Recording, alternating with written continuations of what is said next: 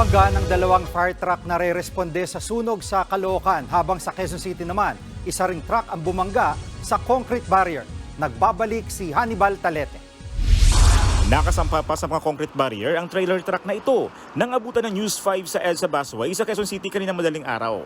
Wasak ang harapan ng trailer truck dahil sa lakas ng pagkakabangga. Ayon sa enforcer, hindi nila nakita ang pagsalpok ng truck pero nakarinig sila ng malakas na kalabog. Masyado pong malakas, so pa southbound siya. Hanggang doon po dinig natin yung pagbangga nitong truck sa mga barrier. Kwento ng driver, galing siyang Pampanga at magdi-deliver sana ng buhangin sa Pasig.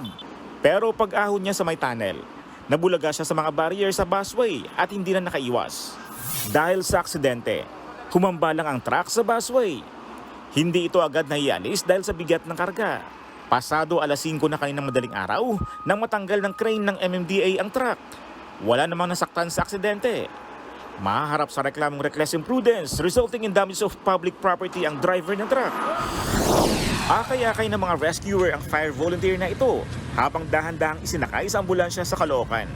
Nabalian ng binti ang fire volunteer matapos makabanggaan ng sinasakyan nilang fire truck ang isa pang fire truck. Paresponde kami dito sa sunog. So malayo pa lang, nagbigay na kami ng babala. So nag-assume kami na rinig naman. Kaso sobrang lakas ng dating nung bureau natin, medyo inabot kami. Re-responde sana sa sunog sa Malvar Street ang nagbangga ang truck ng bumbero. Hindi pa malinaw kung ano ang dahilan ng aksidente. Sa huli, naapula naman ang sunog sa lugar.